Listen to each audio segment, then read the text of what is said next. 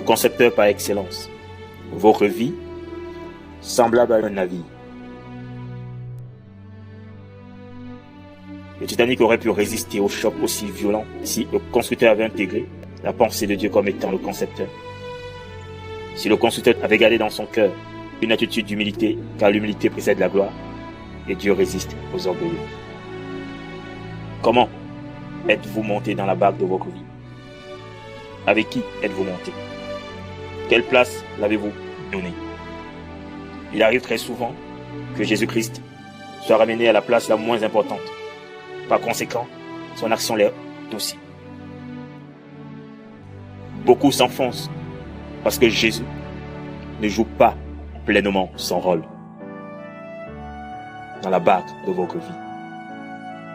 Jésus dira au vent violent, silence, tais-toi. Et il eut un grand calme. Le vent a tout simplement obéi à celui qui l'a créé en se soumettant. Aucun constructeur au monde ne saurait réparer un navire s'il n'est pas capable de reproduire pièce par pièce du navire en question. Il en est de même aussi pour Dieu. Les hommes recherchent des médecins et non le médecin par excellence. Les hommes recherchent des capitaines de bord et non le capitaine par excellence. Les hommes recherchent des hommes de Dieu et non le Fils de Dieu.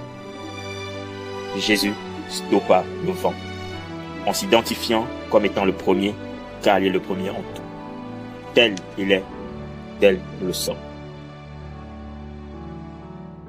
Il va falloir vous positionner dès maintenant comme étant au-dessus de chaque élément, de chaque chose auquel vous faites face. Vous n'avez pas besoin d'affronter, mais tout simplement d'intégrer dans votre esprit le Seigneur comme étant celui qui a fait toutes choses et dont vous êtes héritière et héritier.